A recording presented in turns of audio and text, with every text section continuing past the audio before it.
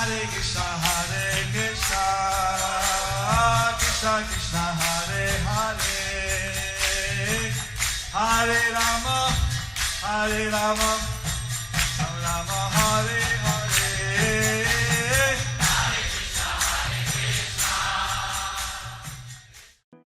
Be sure to subscribe to our channel. We publish new videos every day. Don't forget, grab your smartphone and download the Lava Matra app and stay in touch. Guru Maharaj's message is your advantage. The following is a class given by His Holiness Jaya Pataka Swami Maharaj on September 11th, 1995 in Heidelberg, Germany. The class begins with a reading from the Srimad Bhagavatam, 7th Canto, Chapter 9, Verse 20. Hare Krishna, Krishna Krishna, Hare Hare, Hare Rama, Rama Rama, Hare Hare.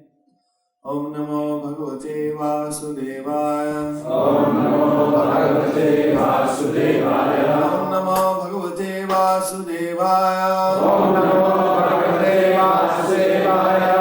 Om Namo Bhagavate Vasudevaya. Om Namo Bhagavate Vasudevaya. Narayanam Namaskritya. Narayanam Namaskritya.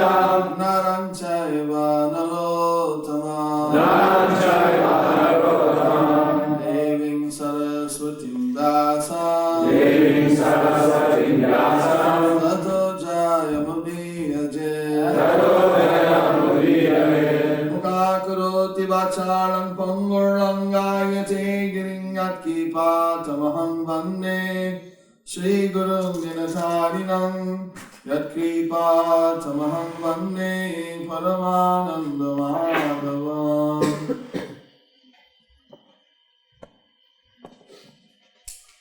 Sri Chaitanya Ishwaram. Which verse? 7:9-20. Srimad Bhagavatam, Canto 7, Chapter 9, Text 20.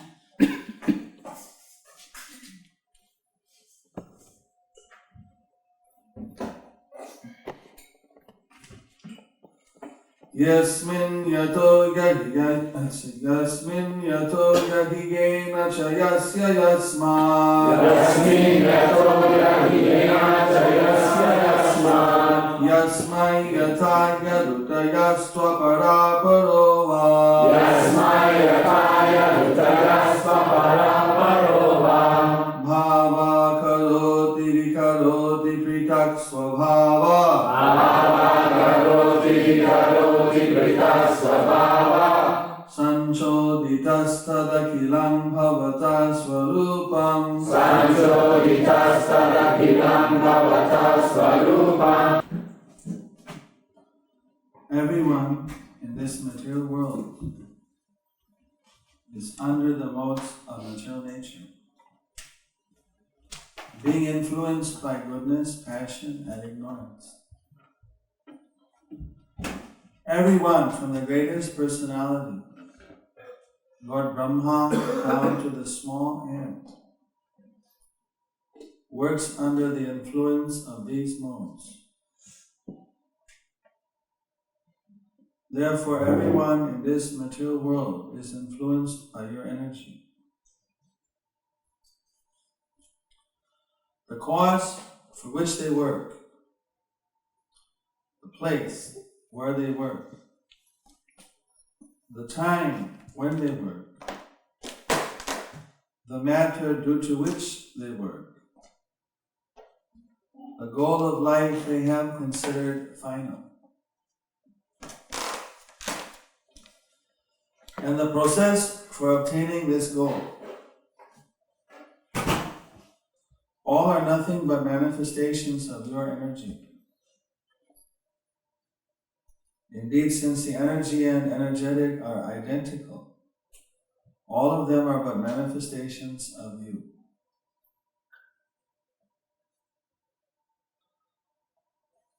Purport by His Divine Grace Srila A.C. Bhaktivedanta Swami Prabhupada.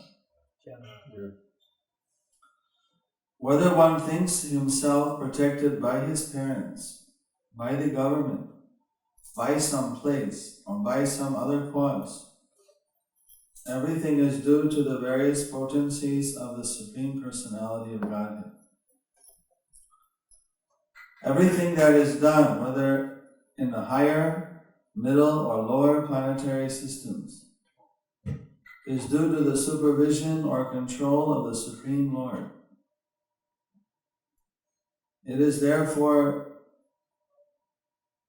said, Karmana Daiva Netrena Jantur Deho Papathaye. The Supreme Personality of Godhead, the Super Soul within the core of everyone's heart, gives inspirations for action according to one's mentality. All of these mentalities are merely facilities given by Krishna to the person acting. Bhagavad Gita therefore says, Mata smriti jnanam apohanam cha. Everyone works according to the inspiration given by the Super Soul. Jai Sisi Gauranitai ki. Because everyone has a different goal in life. Everyone acts differently, as guided by the Supreme Personality of Godhead. The words Yasmin Yato Yahigena Cha Yasya Yasmat indicate that all activities, whatever they may be, are but different features of the Supreme Personality of Godhead. All of them are created by the living entity and fulfilled by the mercy of the Lord. Although such activities are not different from the Lord nonetheless directs Sarva Dharman Parityaja Mamekam Saranam Raja. Translation: Give up all other duties and surrender unto me. When we accept this direction from the Lord, we can actually become happy. As long as we work according to our material senses, we are in material life. But as soon as we act according to the real transcendental position or direction of the Lord, our position is spiritual. The activities of bhakti, devotional service, are directly under the control of the Supreme Personality of Godhead. The Narada Pancharatra states, Sarvopadi vinirmuktam tatparatvena nirmalam rishikena rishikesha sevannam bhaktiruchyate. When one gives up materially designated positions and works directly under the Supreme Personality of Godhead, one's spiritual life is revived. This is described as Swarupena Avastiti, being situated in one's original constitutional position. This is the real description of mukti, or liberation from material bondage. Om Tat Sat. Thus ends the Bhaktivedanta Swami translation and purport to the 7th canto, 9th chapter, 20th verse in the matter of Prahlad pacifies the Lord with prayers. Srimad Bhagavatam Grantha Raja Ki.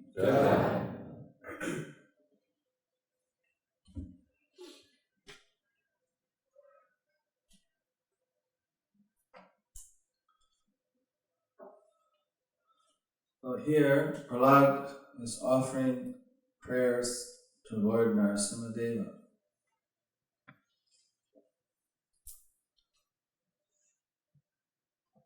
He's offering prayers which are in themselves, each one is a thesis in transcendental knowledge. His prayers are so authoritative that they're so inspired by the Lord Himself. Each one of them is a form of spiritual evidence, spiritual pramana, revealing great esoteric truths about the Supreme Personality of Godhead, our relationship with the Lord, the nature of the material manifestation. Prahlad was only 5 years old by material calculations, a Kumara.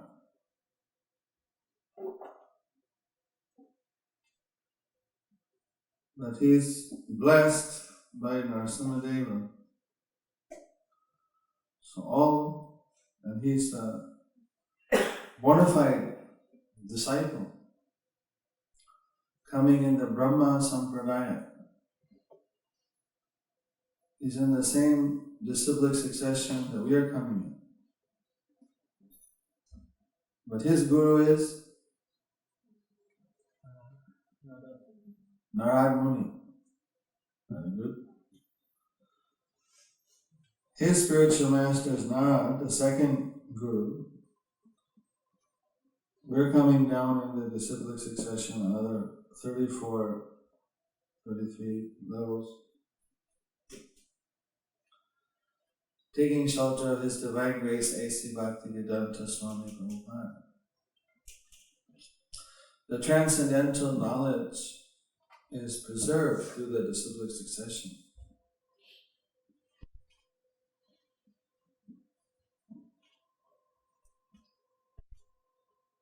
This verse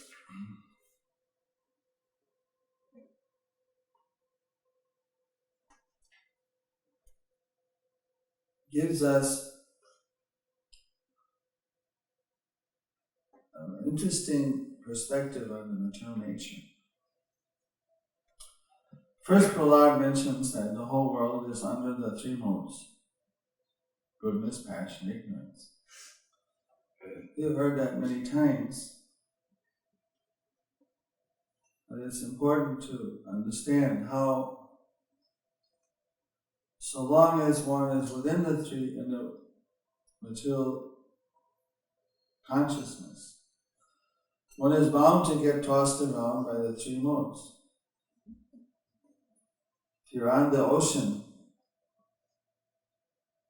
then the waves,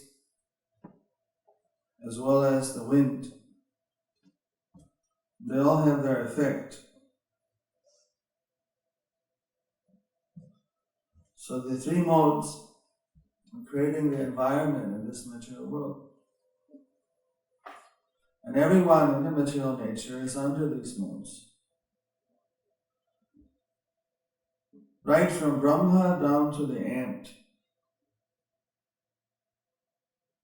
Ant being symbolic, that doesn't mean the one smaller than ants are also under. That's just there are many smaller microorganisms, but they're also under the three modes.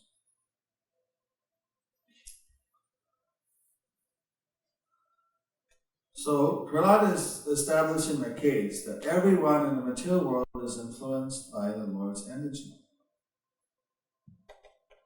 You see, so someone may say, well, since everybody is working under the energy of the Lord, then what's the question of being Krishna conscious? You're already working under the energy of the Lord. You see, but this is the separated energy of the Lord. Vivinamsa, Vivina Shakti. The Bahiranga Shakti. And although the energy of the Lord is a manifestation, an expansion, a non-different aspect of the Lord, but those activities which are under His separated energy are under His external energy rather, they are not considered direct, but they're considered indirectly connected.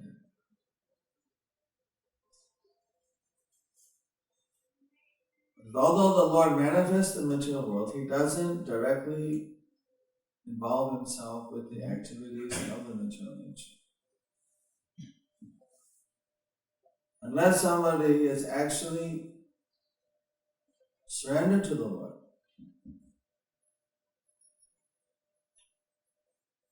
Tesam Sadadajuktanam Vachatam Priti Purnam Dadami Bhudiyogamtam Yenamama Payantite. If someone is always engaged in the devotional service of the Lord, then the Lord is giving intelligence how to come. But if someone has a different goal in life, which is mentioned here, that different people have got different goals. Therefore, they work in different ways. We can understand from this verse how important it is to fix our goal in the right place. The cause for which they work, the place where they work, the time when they work, the matter due to which they work, the goal of life they have considered final. And the process for obtaining this goal, all are nothing but manifestations of your energy. Even though everything is a manifestation of the Lord's energy, if the goal that someone has taken as final, like some people, their final goal might be, I want to be a world famous musician. Many musicians, they're just really into it. They want to make it. After 3 years, you see them, they've been working the circuit in the nightclubs. I'm going to get a break. I'm getting a big, I'm going to perform with a big actor, with a big one. I'm going to get a break. And their final goal in life is, they want a break. They want to give a big movie, a big, music break. Or someone, they want to get a play on Broadway. For someone, it's to be the marathon gold medalist. Right? The Olympics are coming up next year. There are some people that are working out every day, doing their push-ups and their running and everything. And for them, the final goal in their life, they're not really thinking necessarily too far. Right now, they're just focused. Gold medal. At least a silver, a bronze, something like that. Some medal, and gold medal, and the Olympics.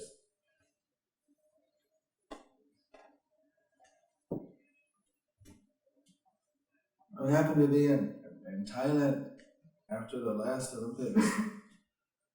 And small countries, they don't get so many medals. In fact, some don't get any. And Thailand had one person got a medal. Bronze medal for boxing.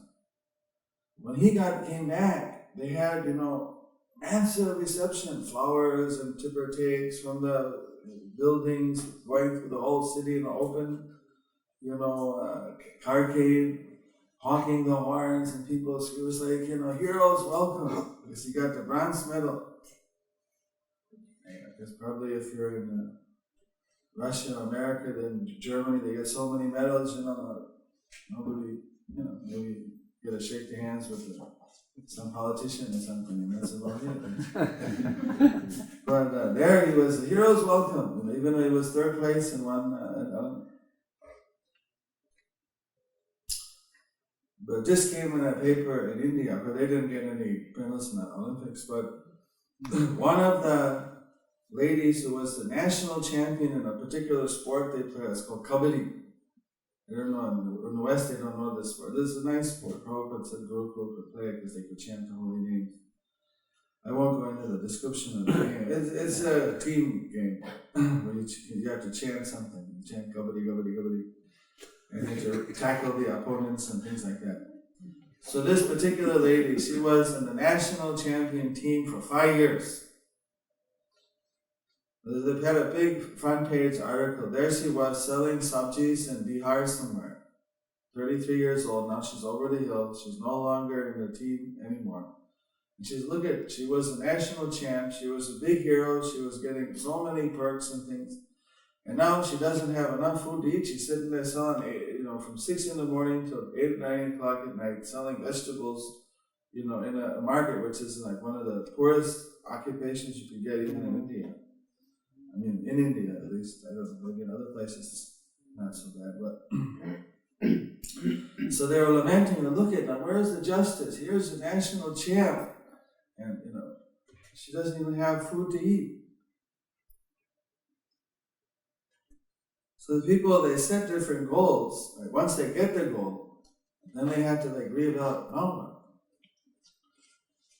Because as long as we set goals which aren't the ultimate goal, once you get it, then you have to see, it's like you get up to the mountain, now where do we go from here? Now you gotta get back down.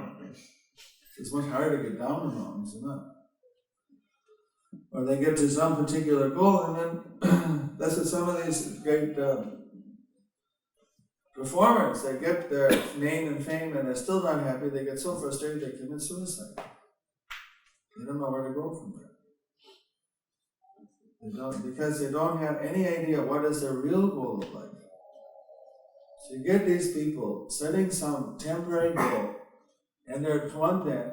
So you're the super soul, he is committed to helping people get their goals to the limit of their karma. But they set all these worthless goals which after achieving, again, you're still in trouble. You still have to eat, you still have to go on, do something. So, Prahlad, he's understanding how the Lord is working. But what is Prabhupada explaining here? That ultimately all these duties, all these goals, none of them, and if it's not actually his service, then it's all a waste of, it's just not the real thing we should be working for. Maybe as an intermediate or as not as a final goal. If somebody takes something as an occupation, and within their occupation they want to achieve success, all right. But if they take that as their final goal, see, then they're really deluded. Because all the devotees, they may do so many activities. Those devotees who are working in society, they may do so many. But in their mind, they understand that none of these are the ultimate goal. Even if I achieve it or don't achieve it, that doesn't mean that that's the perfection of life or the failure in life. Because the ultimate perfection of life is to achieve pure devotion for Krishna. But that's why everyone in the world has got all these different kind of goals. Whether it's business or whether maybe someone will go. I was flying over and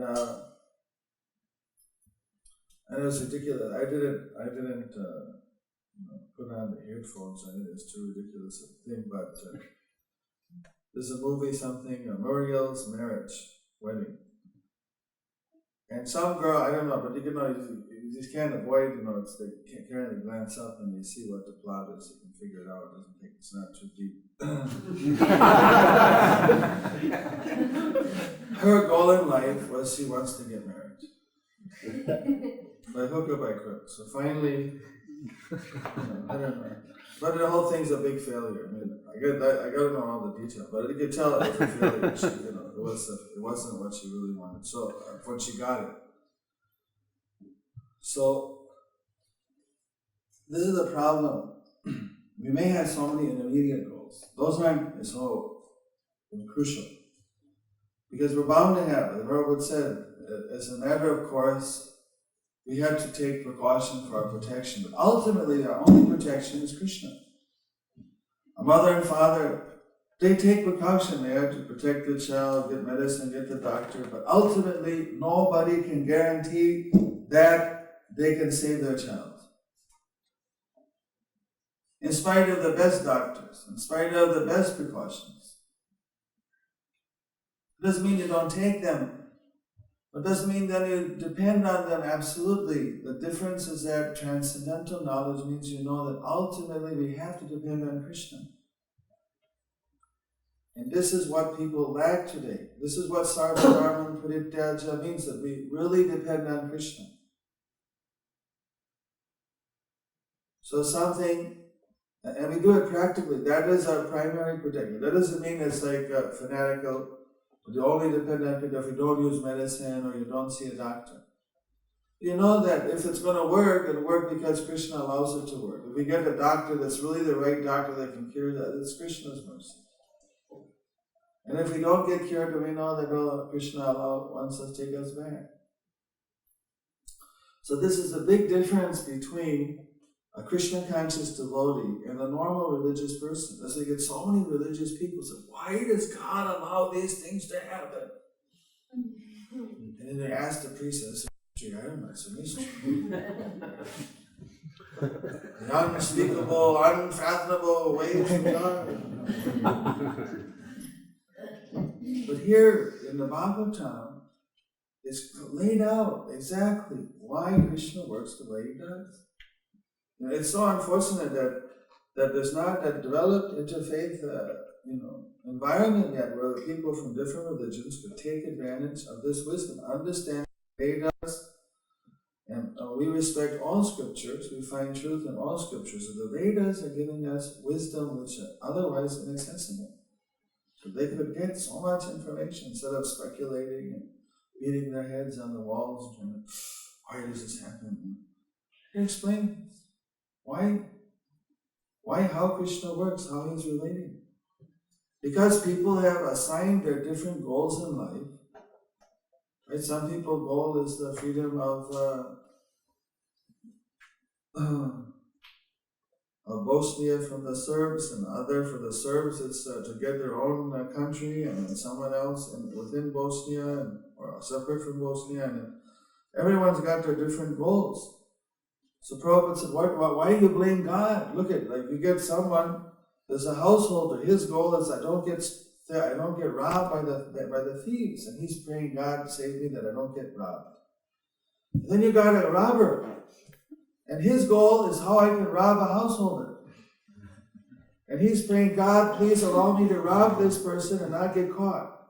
I have a poor family, I have no way to eat, I have no other way to live, I can't get a job. So help me that I can rob this person and not get caught. Now whose side does God take? It's saying, it's a very difficult situation. So of course, because of one person is theoretically honest person, so Prabhupada explains that Krishna gives some help, little advantage to that. Maybe some warning, some indication, but if they're really spaced out and aren't conscious about it, then they're going to get robbed. So just like you said, the tiger is depending on God to get its food, and the deer is depending on God and only eaten by the tiger. The tigers eat deer. So then who gets the break? So then the Lord, he gives some little rodent, some kind of guinea pig type of rodent is there that goes with the tiger. The tiger is there. And when we do our preaching in the Sundarbans, they tell us the tiger stories. I mean, you can sit up for hours if you want to spend the time reading about tigers, but they want to tell you after a while, it's okay, I think about Krishna. When you're right there and you say, oh, did you hear that tiger? In the jungle, you think, the next 15 minutes, you're kind of open for tiger stories. Until you get overdosed of it. But they say how they can walk, you can't hear them. They walk so softly. In spite of being so big, they're really big, 500 kilos plus sometimes. 2.5, 3 meters, even they get length. So count the tail, it's a lot long. So they're a very big cat, but they walk, they don't make any sound, so that the the fishermen, they go in the people that go in the jungle, they go in little canals. The tiger's smart, he knows that this guy's gonna, he's in the canal. There's only one way you can go, that way and this way. And he's going this way. So they go up the river. They have intelligence to how to catch their prey. And they wait, and the stripes, all these bushes there all look like those stripes everywhere. So you look everywhere, you can see a tiger in every bush. You can't see them, and they crunch up, and they become very small.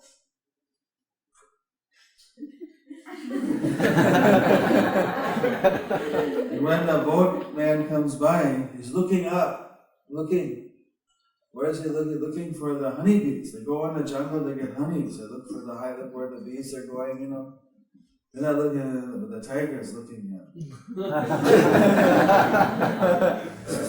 Jump! Just they become, it's like elongated. They go so long. With one hit, immediately break the neck of the person. It's over in 1 second. They don't even hear now, they just hear that little. So they tell you all these stories, they think, we'd like to go on the Sundarbans. Okay, we'll take you by boat where it's all safe.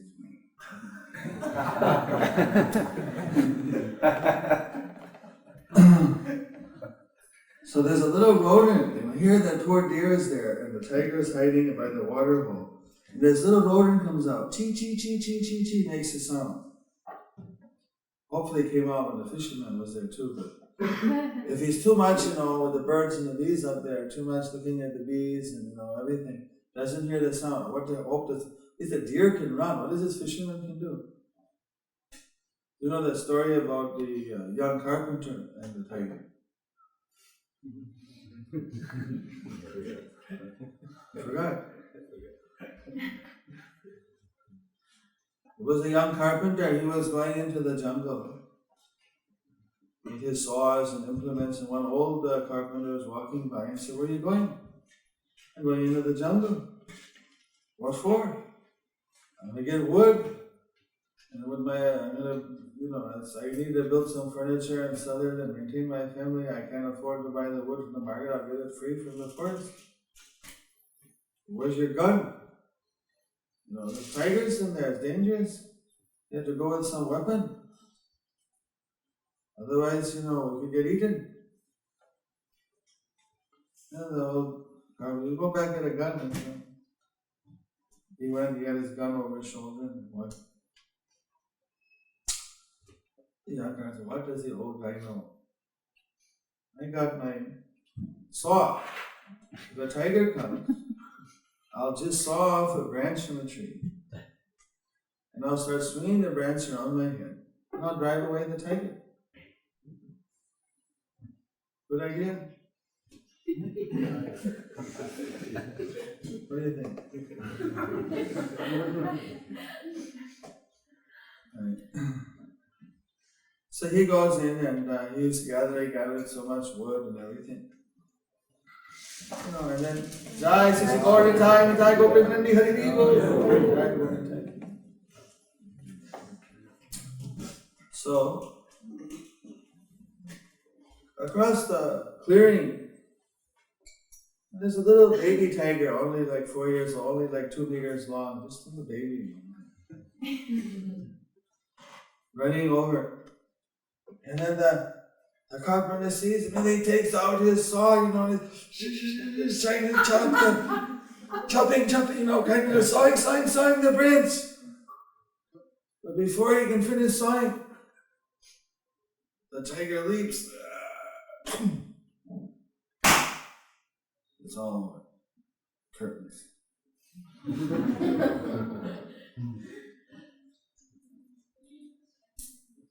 He never thought, that, when a tiger is attacking you, it's not all the time in the world to sit there sawing branches. You have to act fast. You only get a few seconds. Or a second, maybe, just a moment. So, when the news came back to the village and the young carpenter got killed by a tiger, right, another tiger story. So everyone was very sad. A few days later, one devotee came to the village and he started to chant Hare Krishna and got everyone to chant, set up a little namhat over there, got everyone to listen to Bhagavatam class, Gita class, and then the next morning everyone got up a little late, the late program, but the sadhu, the devotee, had already got up early taking his bath and was gone. So where'd he go? Just went into the jungle. The jungle, man, this is the young carpenter was just killed. They said, we better go and protect the devotee. And they all went with their guns and following his footsteps. We have to protect this devotee. There's tigers in there, he doesn't know. Nobody could warn him in time. So they all went with their guns and everything. They went deep in the forest. Before they could hear tigers, they could hear, wild animals' cries. They could hear also some sound of music. What's going on? They went, then they heard, ting, ting, ting, ting, ting, ting. They heard time. They heard this devotee chanting. And they move aside the branches. And there they see. He's chanting, and there, the tigers, the deer, they're all doing kirtan with him. Hare Krishna! Hare Krishna! Krishna Krishna! Hare Hare! Hare Rama! Hare Rama! Rama Rama! Hare Hare! They were amazing to hear tiger, bear, deer, everyone, they're all chanting Hare Krishna, dancing. And they looked at their guns, said, what do we need guns for? He's tamed them all. He's tamed all these wild animals. He doesn't need any guns if you have that power.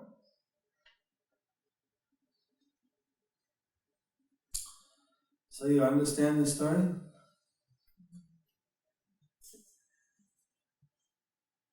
The story was told by Srila Bhaktisiddhanta Saraswati Thakur. Each personality there, the main personality is there, representing different philosophical perspectives. So who's the young carpenter that goes in and he's prepared to save himself by sawing the branch? Exactly. Who's the materialist? Since you said materialist, who are the materialists? Who are the karma khandis? Which of those actors are the karma khandis? We'll take it in reverse and show you. Huh? The old carpenter. This is a comedy of errors. The one who wants the honey. Yeah, but he's not part of the story. That was another. I was just giving you a background. The story begins with the carpenter. I got cut off. Right? Huh? It works again. It works. It works. Who's the carpenter? Who's the one who's looking for fruitive results? Anyone know? Not the carpenter. He's another philosophy, the karma kanda. Those who carry all the guns. Yes, the ones who carry the guns. Right, the karmis are the one that make all these protections, right? The medicine and this, right? They're the one who they want this thing. I'll be happy if I have my house, if I have the car, if I have the big position in society, if I get the name, I get the fame. I get the big bank balance, all these things, and this will all protect me. These are their, and if they get all those things together to a certain degree, they have some security. But not without fear. Why? They haven't gone why? Because they're afraid. Material life means fear. You set, so you try the best you can, you set up all the defenses, but in spite of that, what are you 100% guaranteed of? Death and rebirth, you can't avoid that. Srila Harikesha, he always highlights that point, guarantees in life. So the materialists, they try to protect themselves with their weapons. Now, who is the young guy that got eaten? What philosophy is that? Innocent. Actually, Srila Bhaktisiddhanta Thakur said this is like the mystic yogis. They think that they can conquer the material energy by their own efforts. They're not taking, at least the materialists are taking help of the weapon. So they get some certain degree of success. Eventually they might get caught by the tiger anyway. But they make some, but here the mystic yogi, he's going, and he's just depending on his own effort. But all of a sudden the senses may reach out and grab him. Just like Vishwamitra was meditating, up came Menaka, the Apsara, and he was distracted from his meditation, and Sakuntala was born. So simply by the mystic yoga process is not enough to control the senses when they get out of control. Now this is the hardest one probably, I'm being a little facetious. Who is the devotee that went in and chanted? Lord Chaitanya, pure devotion, the devotee is pure devotee.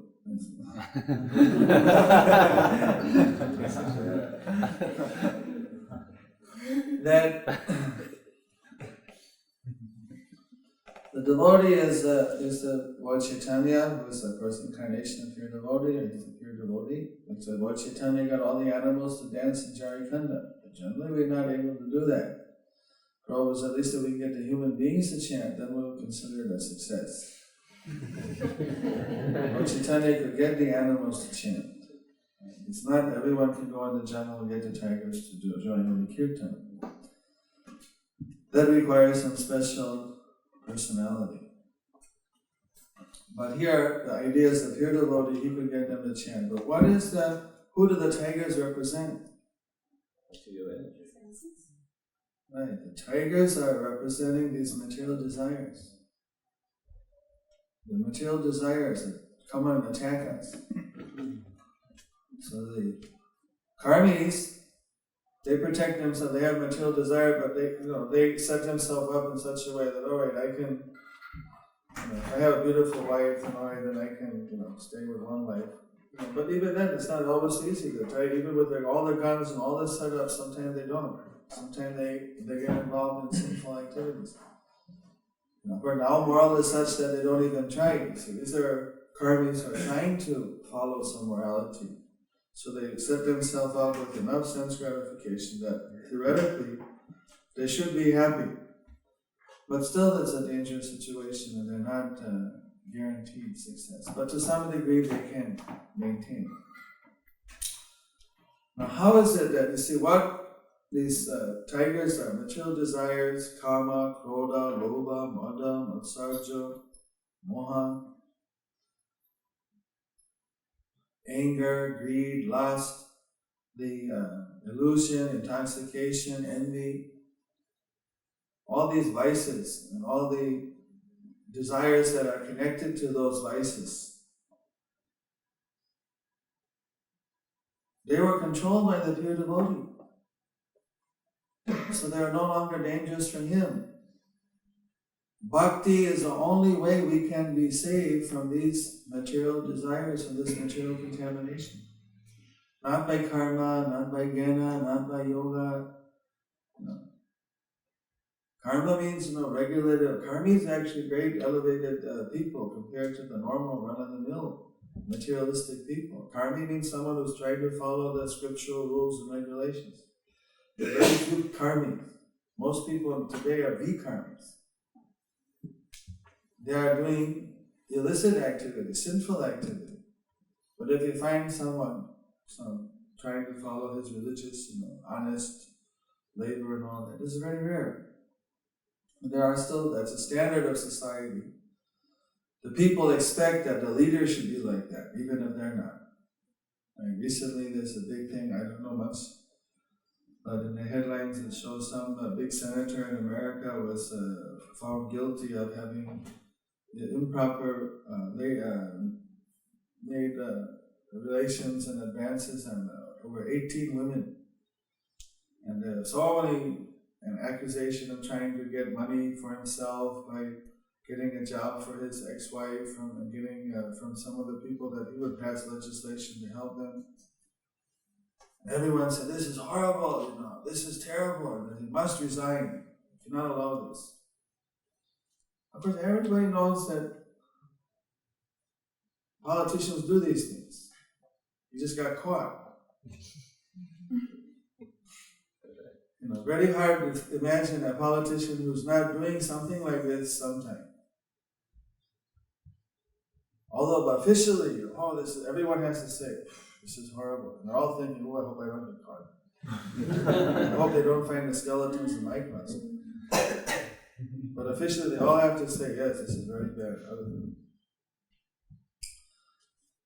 So, most people, they're not following, but maybe some people might be following, or trying to follow the proper way. But those are called karmis, and when they don't follow it, then it's vikarmi. But the devotee, he controls all these things because he offers everything to Krishna.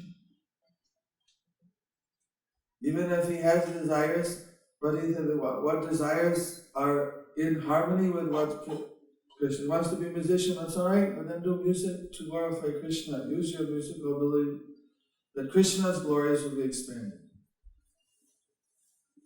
If any fame comes from that, all right, that's Krishna's mercy, or not. Because anyway, one will only get ultimately what you're going to get. But the thing is to keep the final goal to be Krishna conscious. And don't do anything which will compromise your final goal.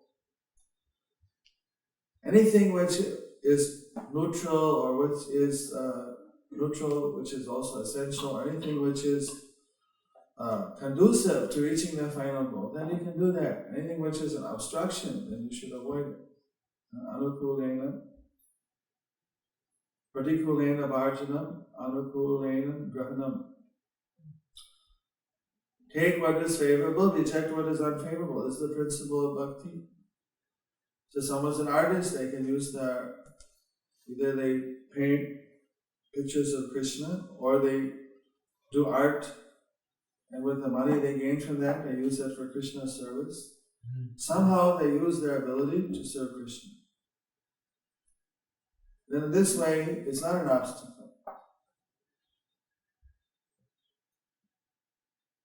This is like Kolavecha Sridhar. Here he's a sincere devotee. He's growing his bananas.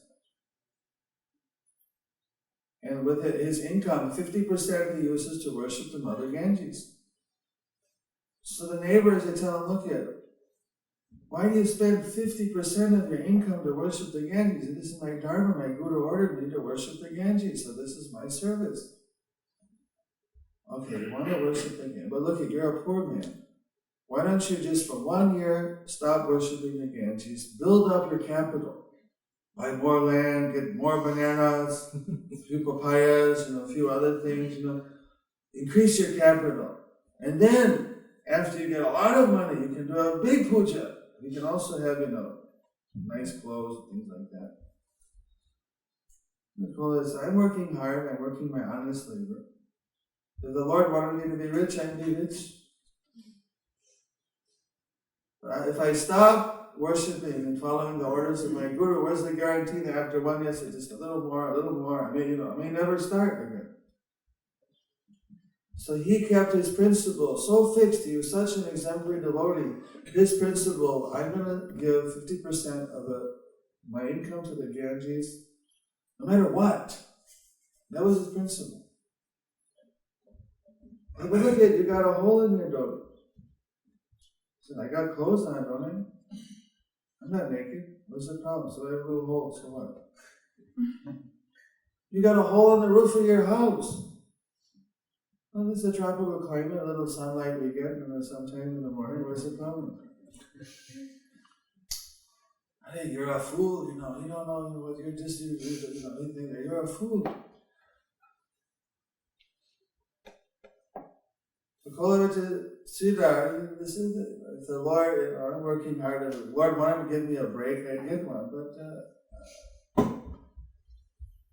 I'm not going to give up my devotional service. And every day he'd bring his bananas and sit in the market, and who would come to buy the bananas from him? The Lord Chaitanya. As my small boy would come, say, all right, how much are these bananas? So why you ask how much? I always charge you only the market rate. You don't even have to ask.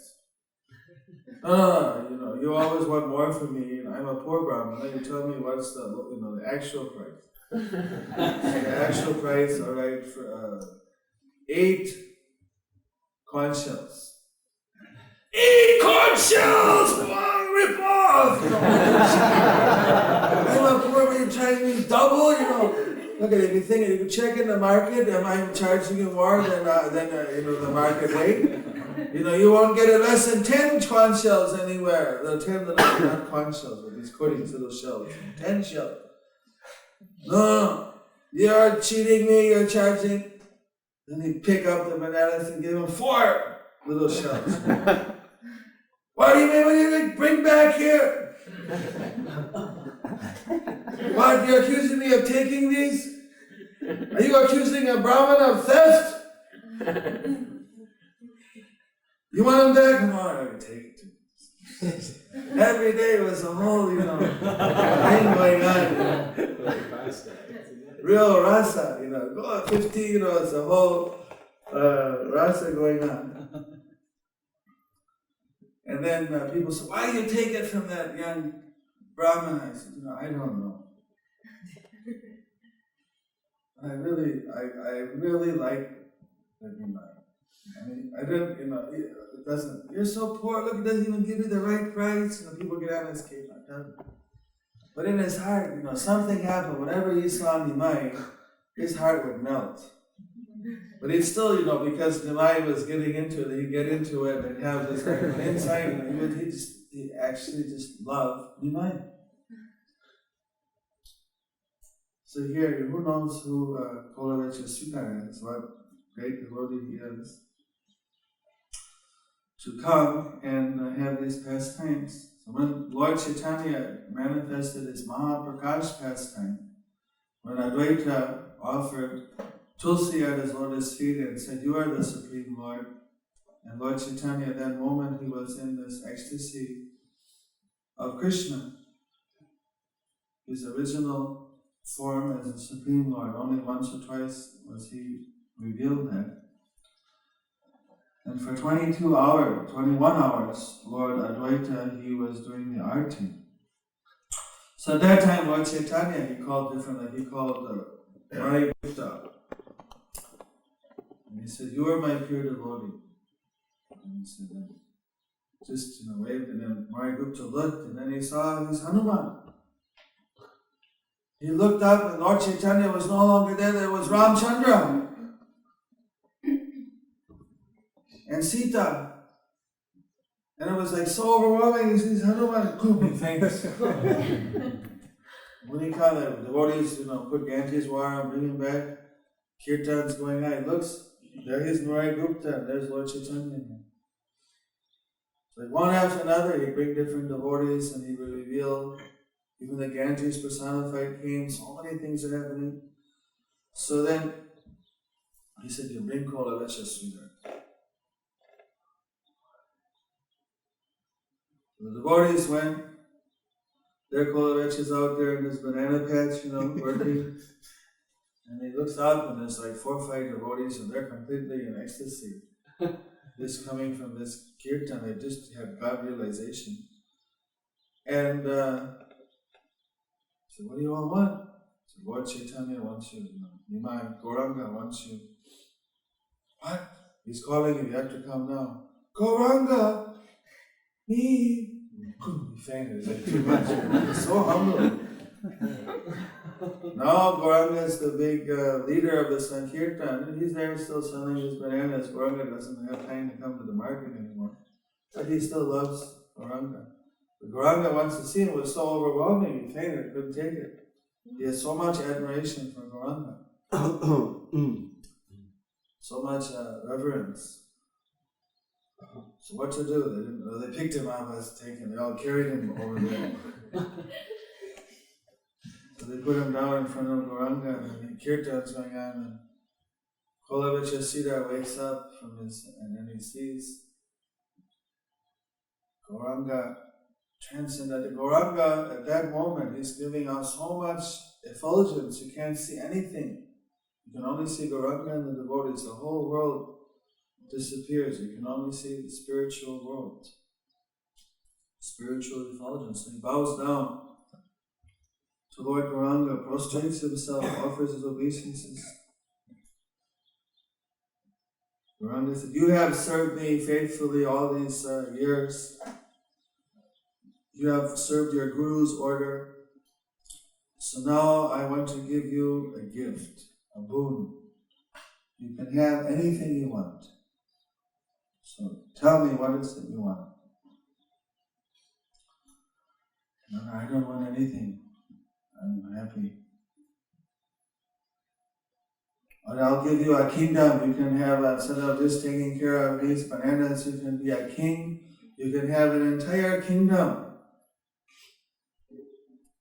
No, I don't want to be a king. I don't want this. "Well, tell me, what is it you want?" "Oh, you don't want a kingdom. I'll give you mystic power. Poof, you can, produce anything, go anywhere. Ashta Siddhi, Asta, Laghima, Anima, Mahima, Prakti. Everything you can have, all the mystic power. Do you accept?" No. I don't want any mystic powers." "What do you want?" He had to. It's in the Lord, and it's in the Lord. He always would give some benediction. So it's his duty, it's his role. He gives some blessing. If Krishna ever appears before you, he offers you a benediction, and you have to say what you want. Sometimes people, that's why some people, they don't know. They say, well, they can ask anything. You have to know what is the supreme thing to get. And most people can have anything you want. I like a new car, you might ask for something, which is a temporary thing. Doesn't really. You can get that just by, going down and getting a job. You can get a car. If you get Vishnu, can give you anything. What is the thing to get? So, all right, I'm giving you which is even rare for the devas to get, rare for the demigods to get. I'll give you liberation. You can merge in the Jyoti. No, I don't want to merge in the Jyoti. So what is it you want? Tell me, what is it you want? You must take from me one boon. So then Kolavicha Siddhar, he says, "All right, my Lord, this is something I have to ask you then. What I want is that in every one of your incarnations, all your avatars, if I could simply provide your vegetable and banana needs,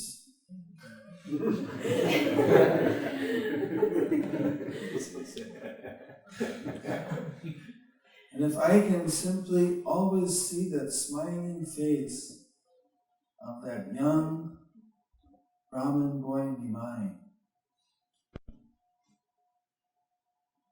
this is the thing that I want most of all. But if you think I'm not qualified to serve you in your incarnations, then at least give me the blessing I can be born in a family of your devotees and I can always engage in your devotional service.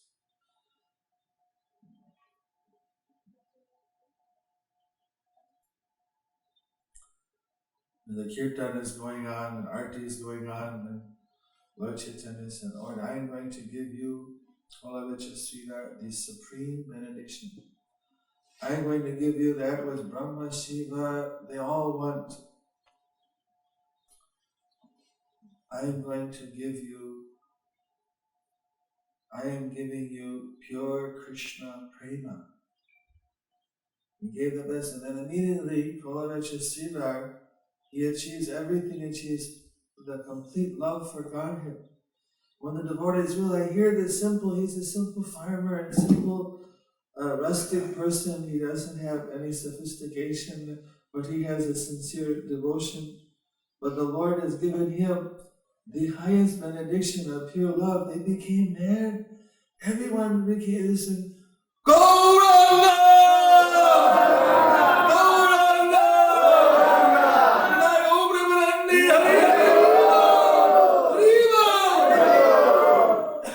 People start rolling on the ground, pulling their hair out. Gauranga! Gauranga! What mercy! In Kolavetsa, he was, as soon as he got the benediction of the Lord, he became, overwhelmed in ecstatic symptoms, and he is also rolling in ecstasy in front of the Lord, offering his obeisances. So here is a simple person, no PhD, no master's degree, no bachelor, probably didn't even go to high school, nothing, right? But he had a bona fide guru. And he knew that the goal of life was to have pure devotion for the Lord. He had fixed up his final goal. He had every opportunity in his life, fame, power, mystic power, liberation, everything was offered to him. But he knew what the final goal of life, the ultimate goal, the ultimate achievement is. And he just stuck to that. He didn't bite all the baits that were given to him. Like the fish did. They just bite the first worm that comes and they get caught. They don't wait for the worm that's not attached to the hook, the one that's crawling in the ground there. So they get caught. But he didn't get caught from all the traps. Even the Lord himself set him up. He didn't bite, didn't take any of the traps. So he got the highest benediction. And Maya's going to test every one of you. Do you want fame? Do you want power? Even sometimes you may get taken to Swarga Loka. Here you go. We like to live in this heavenly environment. Well, this is not so bad. All right, here you go. You set it right up. Here's your room. Here's your... All kinds of options can be provided by the devas, by the mystic, by the material energy, even by Krishna, right?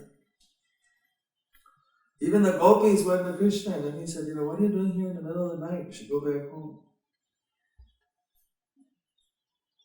The gopis, they didn't go. And when he told the same thing to the wives of the brahmanas, you shouldn't be here, you should go back, serve your husband, and everything. So he convinced them. So even Krishna, he throws curveballs, right? Even Krishna, sometimes just to test the devotee. Well, I'll give you a place in Vaikuntha, or I'll give you a place in Brahmajyoti, or I'll give you this and that. The devotee has to be really clear. Everyone is going to offer you anything except for pure devotion, pure love of Krishna. But don't take anything short of that. Don't sell out.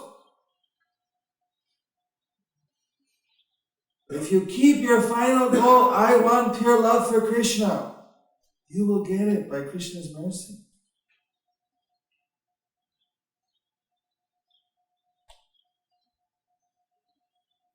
That's why Vishnu said that my devotees, even if I offer them a place to live on my planet or buy a form like me, they won't take it if it doesn't include my devotional service.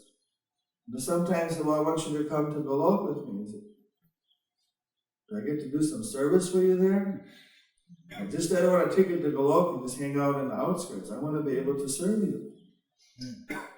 If there's service to do, then they'll go to anywhere the Lord wants. But if there's no service, I don't want it. I will serve you anywhere. Without your service, I don't want to exist. So that's why Krishna said, give up, sarva dharma pradita, give up all other duty, keep your duty fixed. I want to serve Krishna. And if you have that as your final goal, like Prahlad is fixed, they will lead you right to Krishna. There's nowhere else that you can go where you'll be satisfied. So eventually Krishna, he's there to help the devotees, help everyone fulfill their desire. So if we fix our desire to be with Krishna, serving him, to serve Krishna, then he will fulfill that. Of course, in the need to achieve that, we need help from the Vaishnavas, we need help from a bona fide guru. We have to follow the Shastra. So we should fix what is our final goal. And this is what's missing. This is why Krishna consciousness is special. Because you look at all the religions, you look at all the processes, and nobody knows what is the final goal. They all fix up at some much lower level. Be good. God give us this day our daily bread. So whatever, they fix up at some goal, materially being happy and devoted to some karma mishita bhakti, jnana mishita bhakti, some mixes there, even amongst the religious people. The Lord Chaitanya is telling us, pure devotional service to Radha Krishna, to Gauranga Mahaprabhu, pure love of Godhead, that is the final ultimate goal of life. We should fix our target on that. Anything which is not an obstruction in the path that can help us in that path, we should take it. But if there's something which is simply going to take us away from achieving that goal, then we should reject it. We make a few wrong turns on the way, then we have to, it's like sometimes the airplane gets blown off course.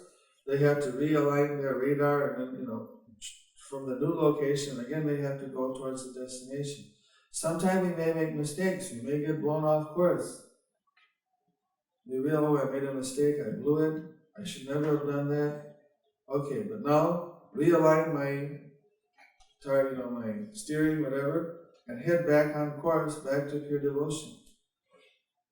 So even though there may be a few missteps along the way, if we keep our focus right, and we're careful not to make the same mistake, to take the help of Guru and Vaishnava and Shastra, and by Krishna's mercy we'll achieve it. Itai Gaur Sitana Pimanandi Haribo Prabhupada ki Jai. Any questions? Yes. The other day we heard about the Ramanagaris, that they tried relationship to Sri Chaitanya Mahaprabhu, which is not authorized. My question is, what authorized classes or relationships about Chaitanya can develop because he's in special mood? Lord Chaitanya, we always approach the Lord in the mood of servitude, servitorship, trying to assist him. You're the Das Anudas, servant of the Lord.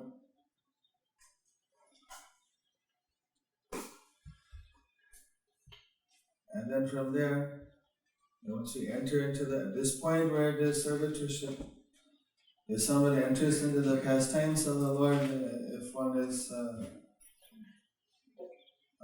with Krishna, there's a conjugal relationship. But with Lord Chaitanya, maybe a few people are his parents and elders in the village, and some people might be his friends and classmates in the school. Just like Lord Nityananda, he had his cowherd boyfriends that came as his associates. But those are all the ones who are already reinstated within the pastimes. From this position, you approach the Lord in Dasya. And if we try to speculate and do other things, it's very precarious, very dangerous. We should approach in Dasya, and then the Lord will elevate us according to our relationship with Krishna. Then we are appropriately fixed. But even if someone's in a conjugal relationship with Krishna, with Lord Chaitanya, they're still assisting him in his pastimes, in spreading the Harinam.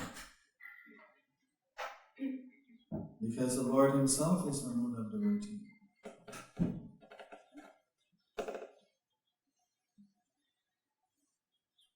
Gula Vichasrita, who was in Krishna? Apparently he also went to, it says that he also went to the house of Yasoda and had a similar pastime. He went there and provided vegetables and things for Yasoda and Nanda Maharaj. So he has that. Sometimes devotees have this kind of like unique seva. Like there's a one devotee who would always go, well, I'm not sure. Maybe I'm merging the two pastimes. The one who comes and offers the food, and then the brahmana, and then the Lord Chaitanya used to come and take. It said he did the same thing in Krishna Lila, and that little Krishna came and eat the offering, and he would get upset, and then Krishna reveals himself. That was he does it every time. It's like a regular. Kolavechya Sridhar, I'd have to look it up. I'm sorry, I'm not 100% sure, so I shouldn't. Gorganadesha Dipikasas, who all these personalities are. But there are many small, many players in the pastimes that everyone gets mentioned in Krishna Lila, but then they come back in Chaitanya Lila, and then they may be in a more prime role, more visible role.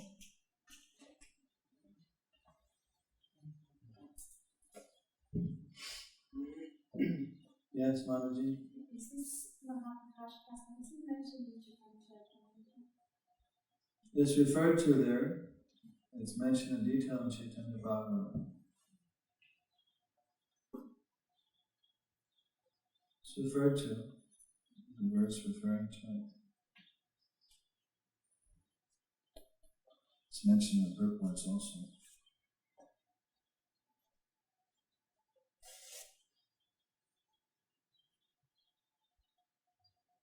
Thank you. Hare Krishna.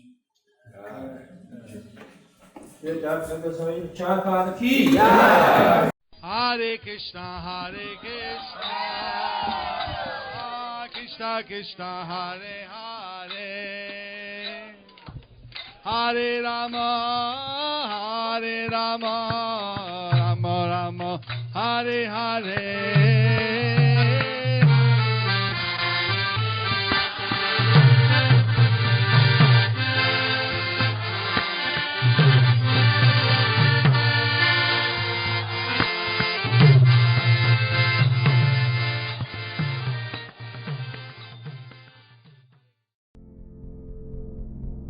Do you like our ad-free videos? Be sure to subscribe to our channel. We publish new videos every day, and don't forget to like and share our channel.